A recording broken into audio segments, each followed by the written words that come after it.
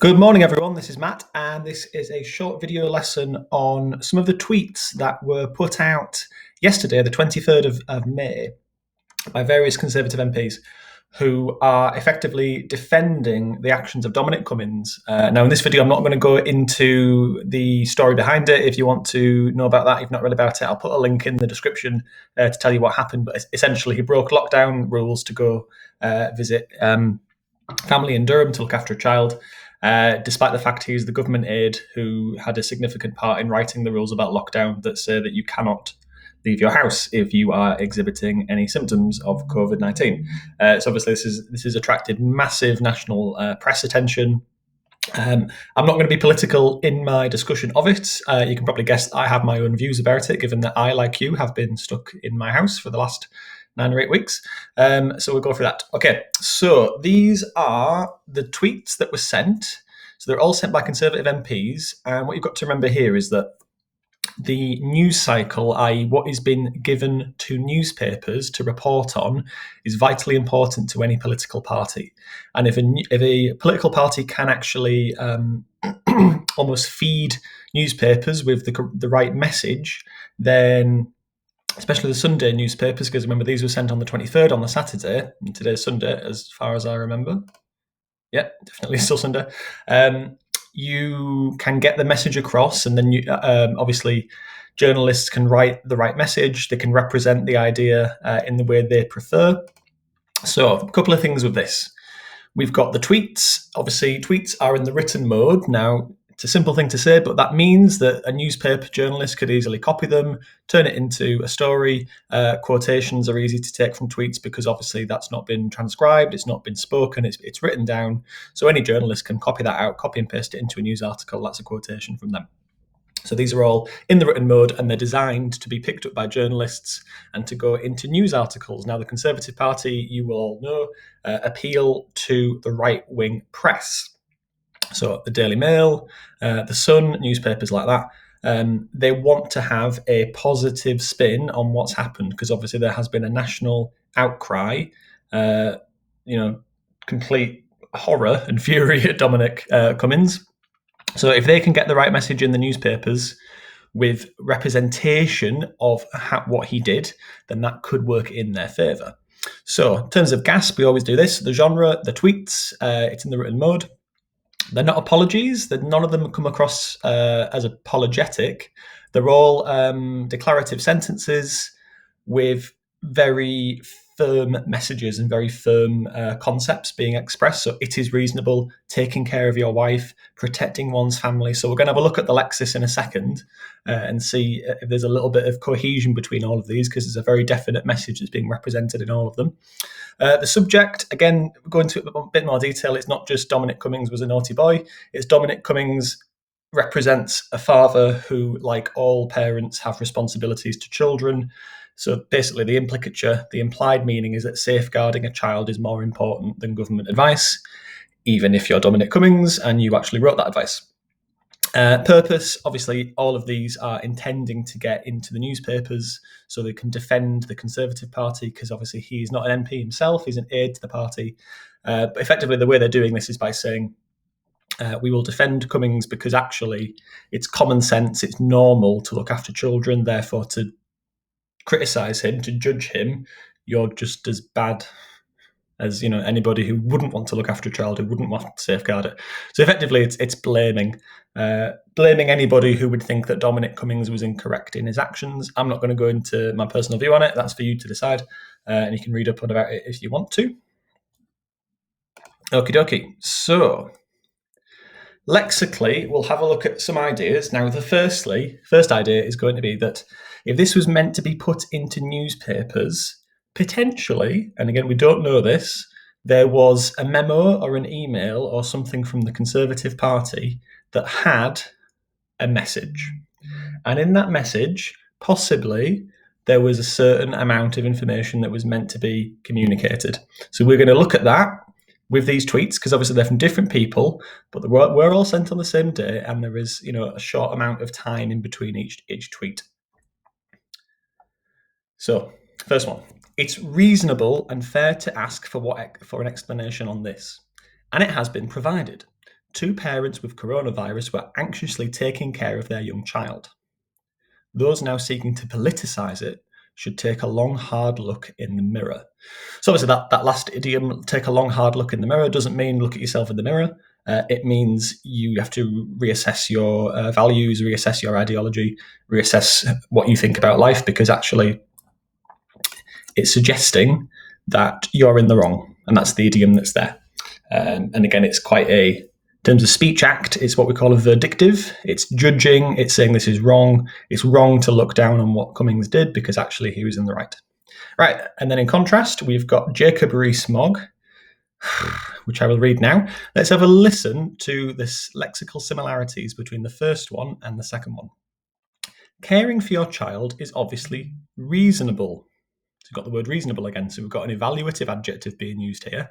And because it's evaluative, the implicature straight away is if you don't do this, you're unreasonable, even though the vast majority of the UK population has been following these guidelines.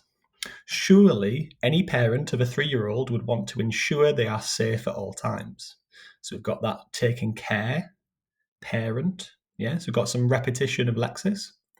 Politically motivated attacks on a good father are discreditable. So again, another evaluative adjective, declarative sentence being used. Politically motivated attacks on a good father are discreditable. So because you're using lots of declarative sentences, this is basically saying this is a fact, this is a fact, this is a fact, this is a fact. Nothing can be disputed.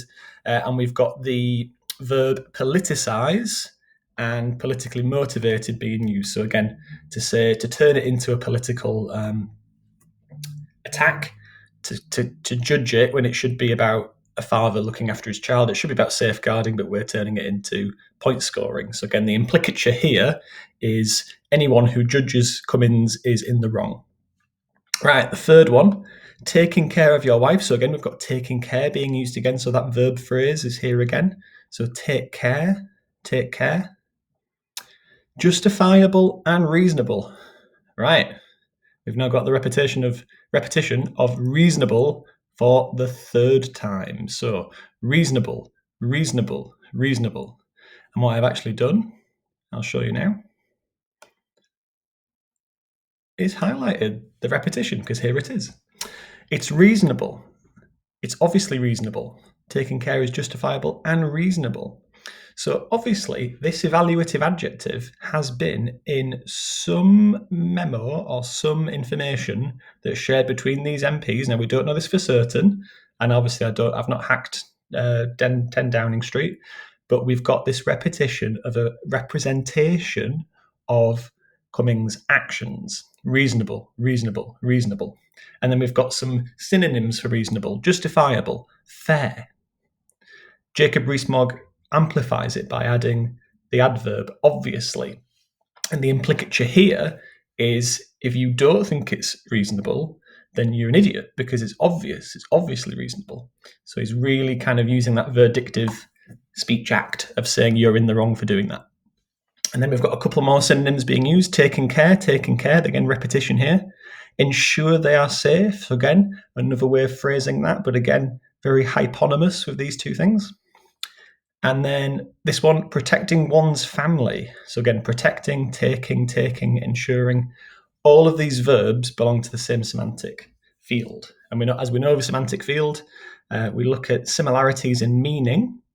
Semantics isn't necessarily about the type of word. It's not about noun or adjective. It's about similarity in meaning. So take care, safe, ensure, protect.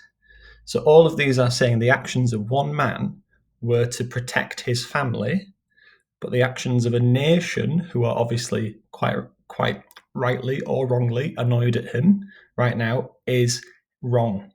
So the views of the nation are obviously wrong compared to the actions of one man. And this is where implicature is really important, because it's not explicitly said, it's implied. Protecting one's family is what any good parent does. So again, another evaluative adjective being used, good parent. And again, it doesn't mention him. It mentions any good parent. So if you think about this in terms of noun phrases, any good parent. So it's quite an open statement. It's an open declarative sentence that allows anybody to access it. So a reader who is more likely to be right-wing and perhaps ideologically more about the nuclear family or more about family values and that sort of thing.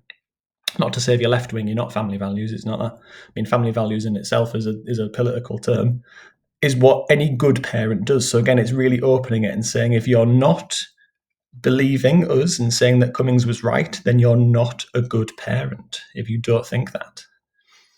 Now, the intention behind these tweets, and I'm not saying they all copied off each other, it's not like somebody copying homework off each other, but it does feel a little bit like that, is that because these were sent on the Saturday, obviously they're written up and they're put into the Sunday newspapers. So the newspapers that are available today would have these same adjectives. So reasonable, justifiable, fair, blah, blah, blah, all these things.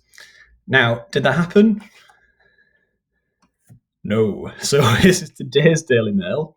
6 Tory MPs demand the head of Dominic Cummings. Obviously not these ones. So it backfired. Knives out for Cummings. So the Daily Mail, and they will regularly report on disputes between Conservative MPs.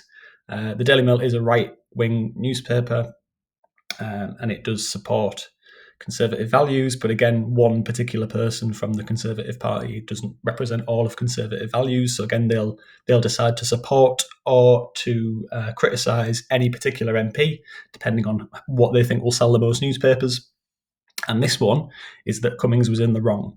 Top Brexiteer Steve Baker leads anger on backbenchers and says Britain can't afford this nonsense over claims the Maverick aid broke lockdown 3 times. And the headline here, so again, a very different purpose, very different audience. None of these adjectives are being used. So to say that people have knives out for him, again, that's an idiom. It's implying people want to get rid of him. They want him to resign or they want him sacked. Will that happen? I don't know. So final thing on these 4 tweets that all have a similar lexical cohesion. So again, cohesion is there a glue that holds them all together? In this case, sent by 4 different people. But in terms of adjectives, there is potential that there is a cohesion in terms of taking care, ensure, protect, reasonable. So in terms of semantic field, there's that repetition, there's that cohesion. And then we could also argue the fact that we are talking about the language, there is an intertextuality between them.